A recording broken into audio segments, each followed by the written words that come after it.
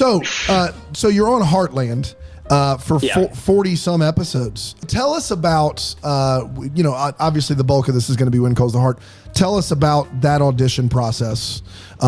There's a lot riding on this. I mean, they killed, I don't know if you heard, Jack is dead, Kevin. He's dead. Jack's dead? Jack's dead.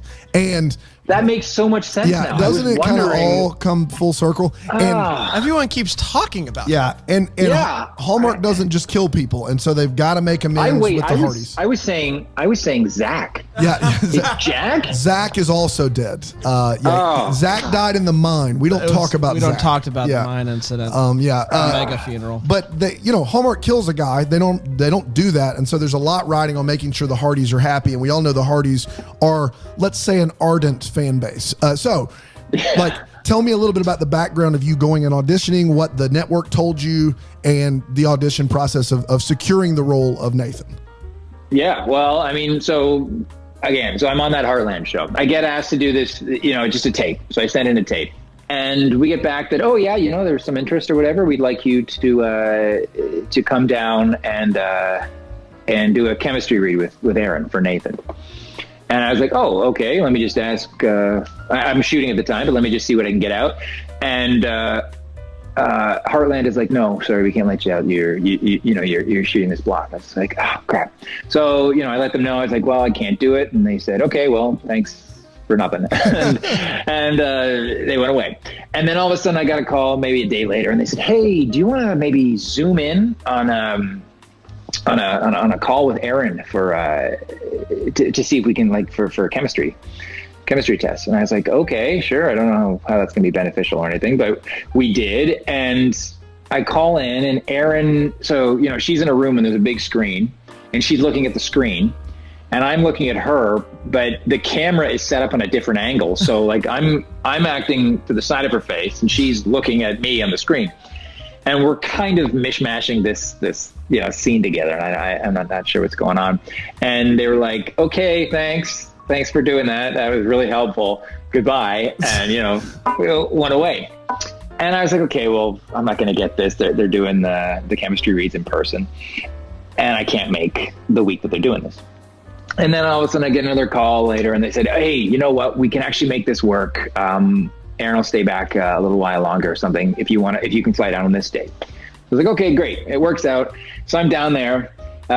They put me up in this hotel right across from the Crown Media studio or building.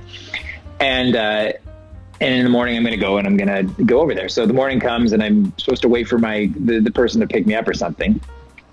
No, I'm supposed to walk over. So I walk over, and there's a fire or something, and all the entranceway is blocked in with all these fire trucks. And I'm like, okay, something is telling me that I should not be doing this job. This is the third try that it should not be happening. So I go back, and then I get this call, and they say, hey, somebody's going to come and pick you up. Sorry about what's going on.